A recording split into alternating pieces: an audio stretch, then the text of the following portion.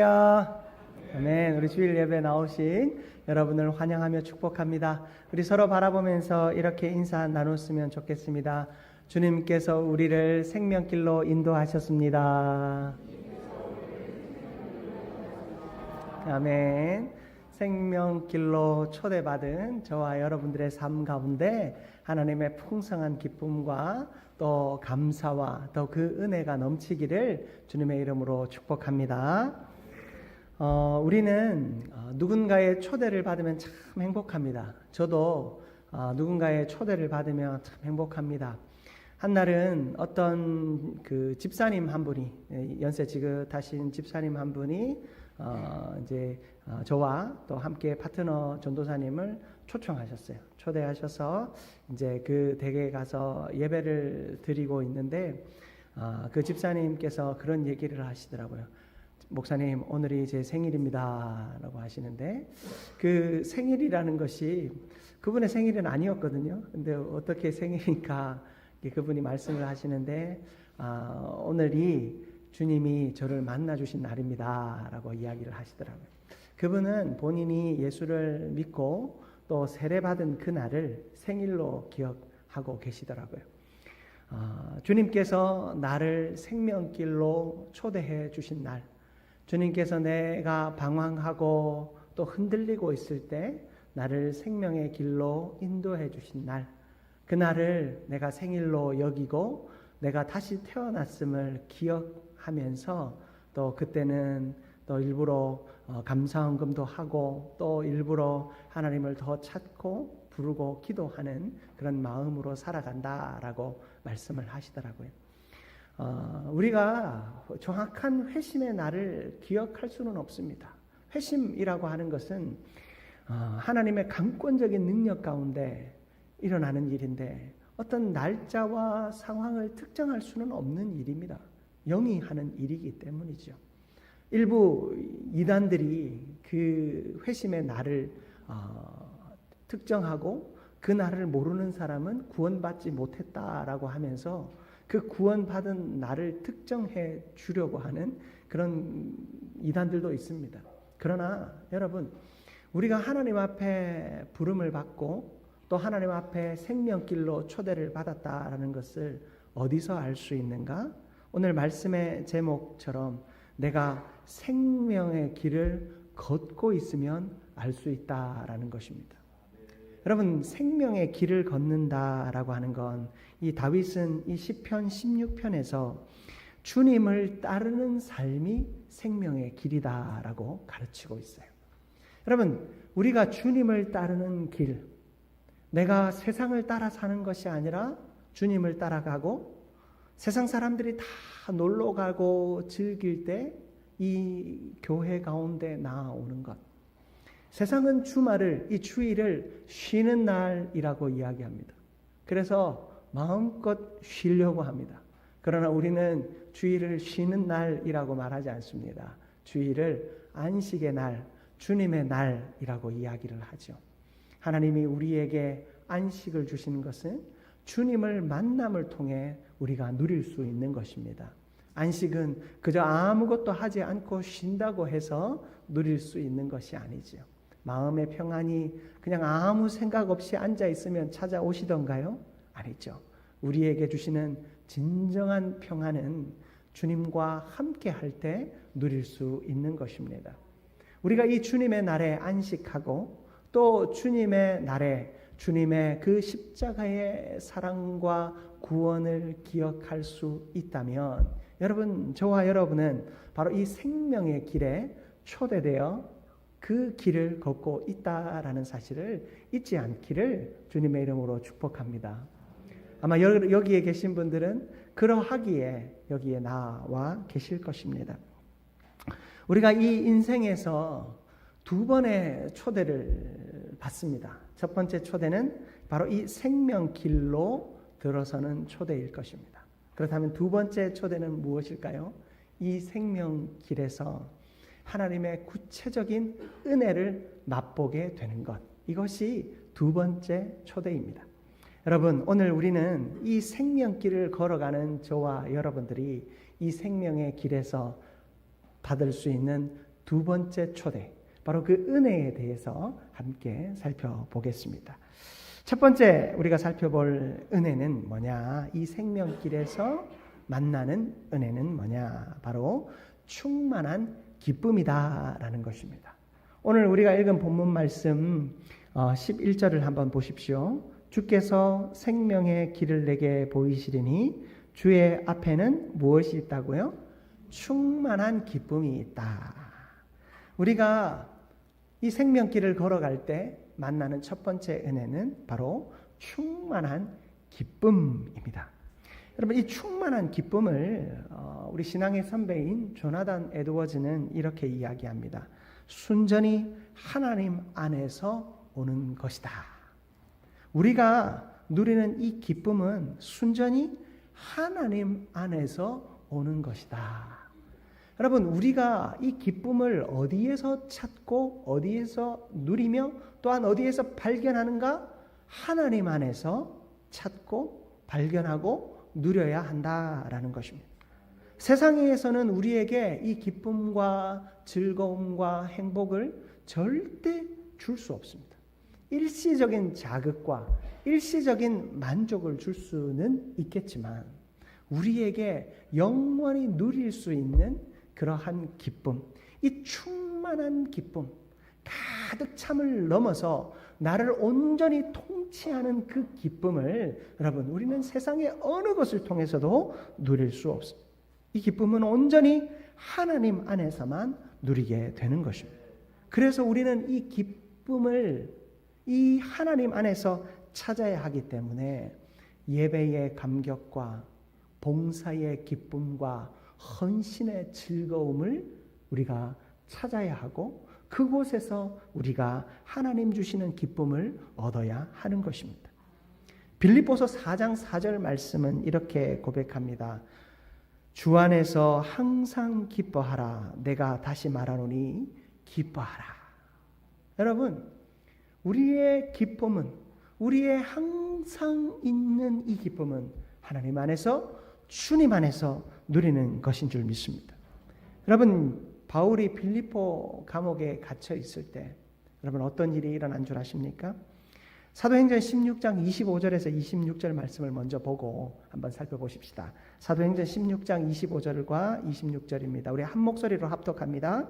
한밤중에 바울과 실라가 기도하고 하나님을 찬송하며 죄수들이 듣더라. 이에 갑자기 큰 지진이 나서 옥토가 움직이고 몸이 곧 다 열리며 모든 사람의 매인 것이 다 벗어진지라. 아멘. 여러분, 바울과 실라가 빌립보 감옥에 갇혀 있을 때 그 빌립보 감옥은 깊은 옥이라고 성경은 기록하고 있습니다. 아주 깊은 옥에 아마 해도 들지 않는 곳이겠죠. 그 깊은 어둠이 가득한 그 감옥 속에 발에 착고가 든든히 채워진 채로 갇혀 있었습니다. 여러분, 착고에 채인 느낌이 어떤 줄 아십니까? 저는 한번 수요 예배 때 제가 말씀드린 적이 있는데 왼쪽 다리를 아주 심하게 다친 적이 있습니다. 이 다리를 다치고 초기 치료가 잘못되어서 한 달 정도면 치료할 수 있는 일을 4개월 동안이나 깁스를 하고 있었어요. 이 치료를 처음에 이제 엑스레이를 찍어 응급실에 가서 엑스레이를 찍어 봤더니 뼈는 멀쩡한 거예요. 그래서 삐인 거 가지고 무슨 병원에서는 이제 응급실에 갔더니 이제 응급실에서는 MRI 이런 거 찍어주지 않더라고요. 그래서 다음 날 이제 월요일 날 이제 접수를 하고 정상적으로 와서 MRI도 찍고 해보셔라 이렇게 권면하셨는데 저는 아무 생각이 없었습니다. 그냥 다리 삔 정도 가지고 무슨 유별나게 MRI냐 하고는 지나갔단 말이에요. 깁스만 하고 왔더니 이게 아무리 시간이 지나도 낫지 않는 거예요. 그래서 나중에 이 MRI 그 물리치료만 받다가 다 동네 병원에서 그래서 MRI를 혹시 한번 찍어봐야 되겠다 싶어서 찍어봤더니 저는 이 발목의 인대가 그렇게 다양한지 몰랐습니다. 거기에 발목 인대가 한 3분의 2 정도가 이 몇 개 되는 그 인대가 다 끊어져 가지고요. 이제 그거를 이제 자세를 바르게 딱 세워서 이렇게 깁스를 하고, 절대 저는 이렇게 뒤꿈치를 땅에 디디면 안 되는데, 그 뭐 깁스했으니 아프지도 않으니까 열심히 디디고 다니는 거예요. 그러다 보니 이게 치료가 되지 않고 뭐 그 부종은 빠지지도 않은 채 그냥 계속 고통만 당하고 있었던 거예요. 이게 금방 끝날 수 있는 치료가, 바로 치료를 했으면 금방 할 수 있는 치료가 이 오랜 시간이 거쳐가면서 너무 힘이 든 거예요. 이 발이 깁스를 한 상태로 있으니까 어디 갈 수도 없는 거예요. 이 여름 다 와가지고 그랬더니 휴가도 다 포기하고 뭐 아무것도 할 수 없어요. 제가 또 부목사였다 보니 뭐 앞에서 사회도 봐야 하고 어떤 일도 해야 되는데 아무것도 할 수 없습니다. 성도님들과 인사해야 되는데 목발 짚고 인사하려니 다들 제가 성도님들 걱정하고 기도해 드려야 되는데 만나는 분들마다 제 걱정해주고 계시니 성도들 앞에 나서기도 너무 힘이 든 거예요. 그래서 조용히 예배드리고 뒤에서 예배드리고 살짝 사라지고, 성도님들이 심지어 김 목사님 어디 다른 교회 가신 줄 알았다 이야기할 정도로 제가 성도님들이 만나는 것이 너무 힘이 들더라고요. 그 치료하는 4개월 정도의 이 시간 동안 저는 제 이 다리만 묶여 있는 것이 아니라 제 몸과 영혼까지도 이 착고에 채인 듯한 느낌을 받았어요. 이렇게 하니까 내 심령도 너무 좌절 가운데 빠지고 무기력해지는 내 모습을 보면서 심지어 기도도 잘 되지 않더라고요. 말씀을 봐도 은혜가 되지 않더라고요. 여러분, 이 착고에 채였다라고 하는 것은요, 그저 이 육체만 매인 것이 아니라 그 마음과 영혼까지도 매일 수 있는 심각한 상황인 것입니다. 바울이 그 칠흑 같은 어둠 속에서 이 발이 착고에 채였을 때 바울이 뭐 살인을 했습니까? 남의 돈을 훔쳤습니까? 사기를 쳤습니까? 아니면 폭력을 행사했습니까? 바울이 한 일이라고는 예수 그리스도를 전한 것밖에 없었습니다. 진리를 위하여 산 삶밖에 없었습니다. 진리와 생명을 위하여 자신의 인생을 다 바친 것밖에 없었습니다. 그런데 그것을 죄로 물어서 그의 발을 착고에 채우고 있으니 그의 마음에 얼마나 회의감이 들겠습니까? 그의 영혼도 그 착고에 채일 수밖에 없는 상황 가운데 있었을 것입니다. 그런데 바울은 주 안에서 항상 기뻐하라. 내가 다시 말하노니 기뻐하라 라고 말하고 있습니다. 빌립보서를 우리는 옥중서신이라 부릅니다. 감옥에 갇힌 그가 이렇게 기쁨을 고백할 수 있었던 이유가 무엇일까요? 그리고 우리가 25절과 26절의 말씀을 읽은 바와 같이 바울과 실라가 그 칠흑 같은 어둠 속에서 기도하고 하나님을 찬송하였다라고 말합니다. 그런데 그 기도하고 찬송하는 것이 모든 죄수들이 다 들었다라고 기록하고 있어요. 그만큼 우렁차게 기도하고 우렁차게 찬양한 것입니다.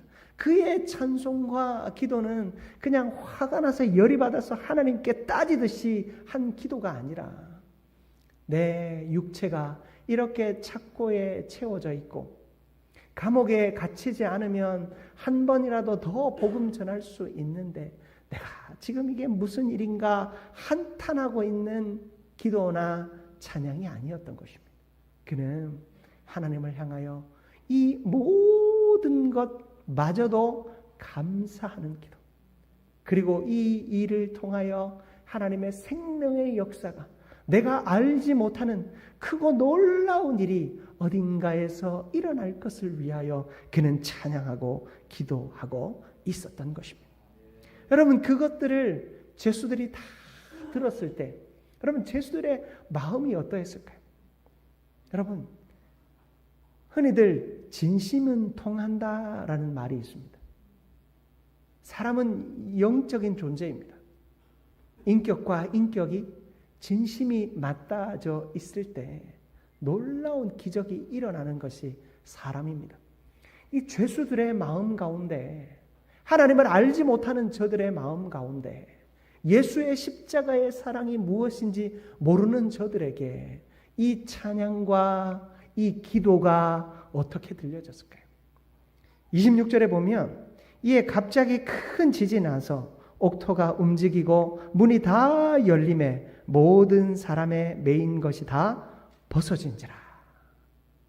여러분, 이 찬양과 기도가 울려 퍼질 때 갑자기 지진이 나더니 옥토가 움직이고 문이 다 열렸습니다. 그리고 모든 사람의 매인 것이 다 벗어졌습니다. 우리가 이 본문을 다 읽을 수는 없지만 간수가 갑자기 졸다가 깨어나서 보니 난리가 난 거예요. 지금이야 업무상 과실에 대해서 큰 죄를 물지는 않겠지만 지금 이 상태에서는, 이 당시에는 업무상 과실, 죄수를 잃어버리면 그 죄수를 지키던 자는 목숨으로 그 값을 대신해야 되는 겁니다. 자신은 이 일로 인해서 자신과 자신의 가족들도 다 죽을 수 있다라는 위기감에 빠졌습니다. 그래서 자결하려고 하였습니다. 그런데 바울이 말립니다. 바라고 아무도 도망가지 않았다고, 다 여기 있다고 이야기합니다. 여러분, 바울과 실라뿐만이 아니라 다른 죄수들에게 채워져 있던 착고도 다 풀렸습니다. 그들이 갇혀있던 감옥의 방문도 다 열렸습니다. 그런데 그들이 도망가지 않았습니다. 여러분, 그들이 도망가지 않았던 이유가 무엇일까요? 저는 목회적으로 한번 상상해 봅니다. 분명 이 죄수들을 향하여 들려졌던 찬송과 기도가 저들의 마음을 붙잡아 놓고 있었던 것입니다. 하나님은요, 우리의 삶의 자리에 하나님의 구원의 기쁨과 감사와 감격의 삶으로 우리를 초대하고 계십니다. 여러분, 내가 예수 그리스도를 만나고 그 예수 그리스도의 은혜 가운데 살아간다면, 여러분, 우리는 어떠한 고난과 시련 앞에서도 하나님께 감사할 수 있고 그 하나님께서 주시는 충만한 기쁨을 누릴 수 있게 되는 것입니다. 여러분, 내가 감옥에 갇혔기에 하나님 앞에 원망밖에 할 수 없는 이 상황이지만 우리가 기뻐할 수 있는 것은 그 상황 때문이 아닙니다. 그 상황으로 말미암아 내가 기뻐하는 것이 아니라 하나님이 나와 함께 계시기에 기뻐할 수 있는 것입니다. 여러분, 어떤 어려움과 환난과 시련 안에 있더라도 바울과 실라가 고백한 것처럼 하나님을 찬양하고 찬송할 수 있게 되는 저와 여러분들 되시기를 주님의 이름으로 축복합니다. 그런 우리에게 하나님이 진정한 기쁨을 주십니다. 그리고 우리를 붙잡고 있던 그 죄악의 착고에서 풀려나게 하십니다. 우리를 완전히 가두어 두었던 절망의 감옥에서 우리를 풀어 주실 것입니다. 여러분, 하나님께서 주시는 기쁨은 이러한 기쁨입니다. 반대로 여러분이 내가 물질이 많고 자녀들로 복을 누리고 또 내 삶의 현장에서 기쁨을 누리고 있다 할지라도 여러분, 그 기쁨이 물질 때문에 혹은 여러분의 성공 때문에 여러분의 환경 때문에 여러분의 자녀 때문에 찾아온 것이 아니라는 사실을 분명히 기억하는 저와 여러분들 되시기를 바랍니다. 우리의 기쁨은 세상으로부터 오는 것이 아닙니다. 여러분, 이 사실을 우리가 알지 못하면 우리 신앙생활이 기복이 생겨요. 우리 신앙이 기복이 생기는 거예요. 하나님이 뭔가 물질을 채워주시고 하나님이 나에게 뭔가 이 인간적인 복을 주신다 하면 기뻐요. 행복해요. 성도님 오늘 왜 이렇게 기쁘십니까? 우리 아들이 좋은 대학 갔어요. 우리 아들이 어디 취직했어요. 성도님 왜 슬퍼하십니까? 아들이 직장을 그만뒀어요. 어떡하죠? 아들이 나이가 40인데 결혼을 안 하고 있어요. 여러분, 우리의 안색이 그 인간적인 삶의 모습 때문에 달라진다면 여러분, 우리는 이 생명길에서 아직까지 두 번째 초대를 받지 못하고 있는 거예요. 아니, 초대하셨는데 내가 응하고 있지 않다라는 거예요. 미루고 있는 거예요. 사랑하는 성도 여러분, 우리는 이 생명의 길을 걷고 있다면 이 삶의 자리에서 충만한 기쁨을 누려야 할 줄 믿습니다. 그 충만한 기쁨은 예수 그리스도 안에 있습니다. 하나님 안에 있습니다. 그 기쁨을 온전히 누리는 저와 여러분들 되시기를 주님의 이름으로 축복합니다.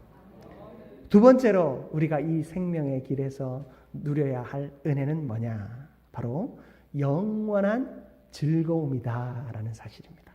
여러분 오늘 본문 11절 말씀 하반절을 보시면 주의 오른쪽에는 뭐가 있다고요? 영원한 즐거움이 있나이다. 여러분 이 영원한 즐거움이라고 하는 것을 존 칼빈은 기독교 강요에서 이렇게 말합니다. 영원한 즐거움은 구원의 결과로서 성도는 이 땅에서뿐만 아니라 영원한 생명을 바라보며 기쁨을 누릴 수 있습니다. 여러분, 영원한 즐거움은 이 땅에서뿐만 아니라 하나님의 나라를 소유하는 그 궁극적 구원의 기쁨이요, 즐거움이요, 행복인 것입니다. 사랑하는 성도 여러분, 예수 그리스도 안에서 이런 영원한 즐거움을 얻게 되는 저와 여러분들 되시기를 축복합니다. 요한계시록 21장 4절 말씀이에요. 요한계시록 21장 4절 우리 한 목소리로 합독합니다. 모든 눈물을 그 눈에서 닦아주시니 다시는 사망이 없고 애통하는 것이나 곡하는 것이나 아픈 것이 다시 있지 아니하리니 처음 것들이 다 지나갔음이로라. 아멘. 여러분, 그곳에는 눈물이 없답니다. 내 눈물을 하나님이 닦아주신답니다. 그리고 그곳에는 사망이 없답니다. 다른 죽음이 없는 것입니다. 그리고 애통하는 것이 없습니다. 곡하는 것이 없답니다. 아픈 것이 다시 있지 않답니다. 중요한 것은 처음 것들이 다 어떻게 됐다고요? 지나갔다라고 이야기하는 것입니다. 여러분, 우리 안에 하나님이 약속해 주신 저 천국은 그곳에서 우리가 누려야 할 영원한 즐거움은 이 땅에서 겪는 고통과 괴로움, 우리의 후회, 이 모든 것들이 다 사라지고 하나님께서 우리에게 허락하여 주시는 날것, 너무나도 아름답고 새롭고 신선한 것들만 가득하다고 이야기해 주고 계십니다. 제가 이렇게밖에 표현할 수 없는 것이 개탄스럽습니다. 여러분, 저 천국에 하나님이 우리에게 주실 것은 너무나도 크고 아름답습니다. 제가 경로대학을 오래 했어요. 경로대학 하면서 어르신들을 향해서 늘 설교하던 것이 뭐냐면, 제가 그분들을 향해서 늘 하는 고백이 뭐냐면, 저는 여러분이 부럽습니다. 일단 오고 가는 건 하나님 손에 달려 있어서 제가 여러분보다 먼저 갈 수도 있는 일이지만 평균적으로 여러분들이 저보다 먼저 하나님의 나라에서 이 좋은 거 먼저 맛볼 텐데 그게 제일 부럽다고 제가 늘 이야기해 드렸어요. 여러분, 우리가 저 천국을 맛본다라고 하는 것은 이 땅에서 우리가 맛볼 수 없고 이 땅에서 우리가 헤아릴 수 없는 기쁨과 감사와 감격인 줄 믿습니다. 우리가 지난 화요일 날 우리 어르신들을 모시고 좋은 데 다녀왔어요. 이렇게 좋아하시는 줄 알았으면 1박 2일로 계획할 걸 그런 생각이 들더라고요. 참 기뻐하시고 행복해 하시는 모습을 보면서 참 이런 일 많이 해야 되겠다. 하나님 우리 한민교회 가운데 또 물질의 은혜 많이 주셔서 우리 성도님들 모시고 이렇게 좋은 데도 많이 가고 참 행복한 이 시간들을 많이 가졌으면 좋겠다. 그런 기도가 절로 나오더라고요. 여러분, 우리 안에 참 이 땅에서 새로운 것을 보고 또 새로운 곳에 나아가고 또 좋은 사람들과 함께하는 이 시간들이 얼마나 행복합니까? 그런데 그런 것과는 비교도 할 수 없는 곳이 바로 하나님의 나라요. 그곳에 영원한 즐거움이 있다라는 사실입니다. 여러분, 아브라함은요, 하나님의 부르심을 받아서 본토, 친척, 아버지의 집을 떠났습니다. 그는 약속의 땅으로 나아갔습니다. 그 약속의 땅으로 나아간 그가 바라본 곳은, 여러분, 하나님이 그를 부를 때 어느 땅이다 하고 콕 찍어서 알려주셨을까요? 지도에다가 지점을 딱 정해주고 내비게이션으로 안내하듯이 여기로 가라 라고 말씀해 주셨을까요? 여러분, 아브라함은 그저 보이지 않는 그곳이지만 하나님이 나를 부르셨으므로 소망을 가지고, 부르신 자가 우리에게 허락하시는 소망, 아니 그 부르신 자의 사랑 안에 있는 그 소망을 바라보며 그는 순종하며 나아갔습니다. 히브리서 11장 9절에서 10절 말씀이에요. 우리 같이 한번 화면을 통해서 보면서 합독하도록 하겠습니다.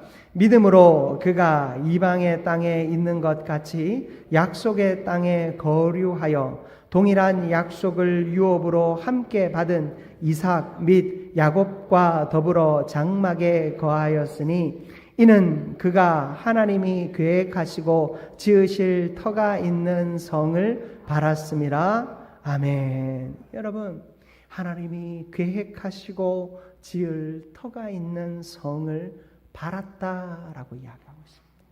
여러분, 그가 바란 것은 하나님의 계획이었습니다. 그가 바란 것은 하나님의 뜻이었습니다.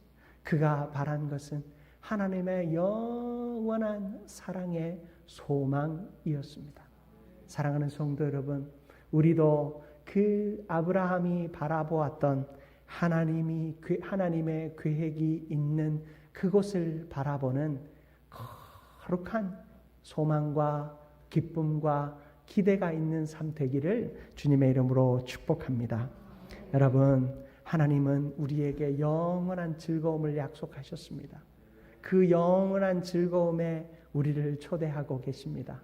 그러므로 그 영원한 즐거움을 위하여 오늘도 하나님 안에서 행복한 믿음의 걸음을 나아가는 저와 여러분들 되시기를 주님의 이름으로 축복합니다.